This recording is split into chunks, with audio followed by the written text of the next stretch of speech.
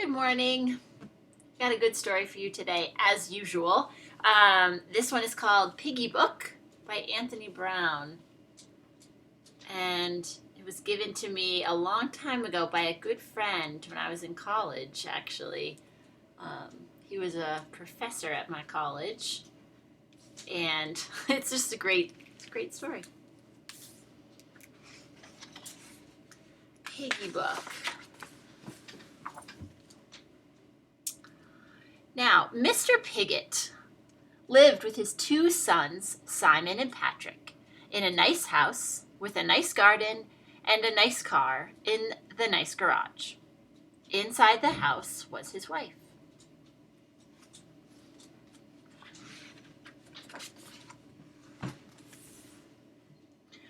"Hurry up with the breakfast, dear," he called every morning before he went off to his very important job. "Hurry up with the breakfast, Mom," Simon and Patrick called before they went off to their very important school.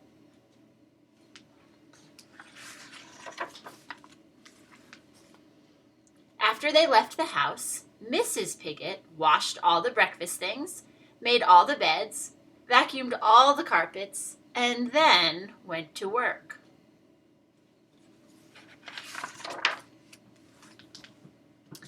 "Hurry up with the meal, Mom," the boys called every evening when they came home from their very important school. "Hurry up with the meal, old girl," Mr. Pigott called every evening when he came home from his very important job.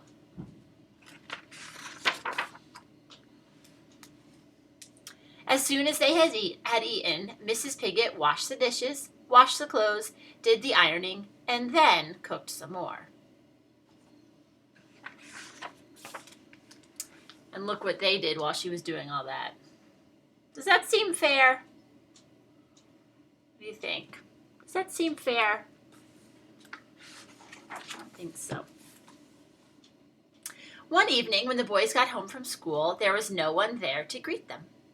"Where's Mom?" demanded Mr. Pigott when he got home from school.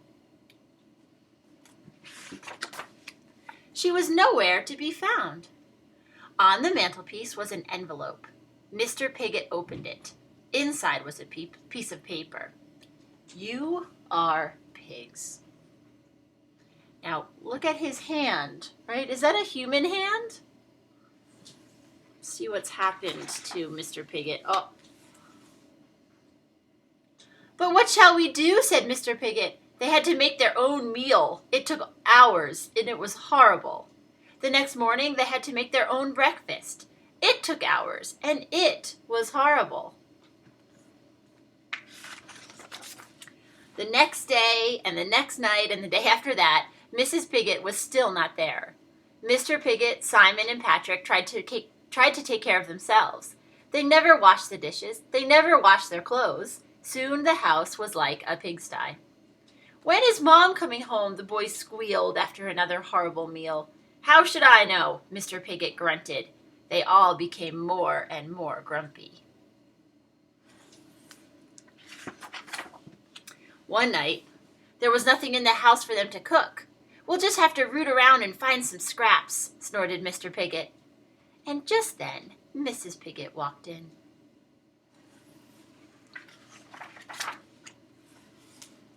"Please come back," they snuffled.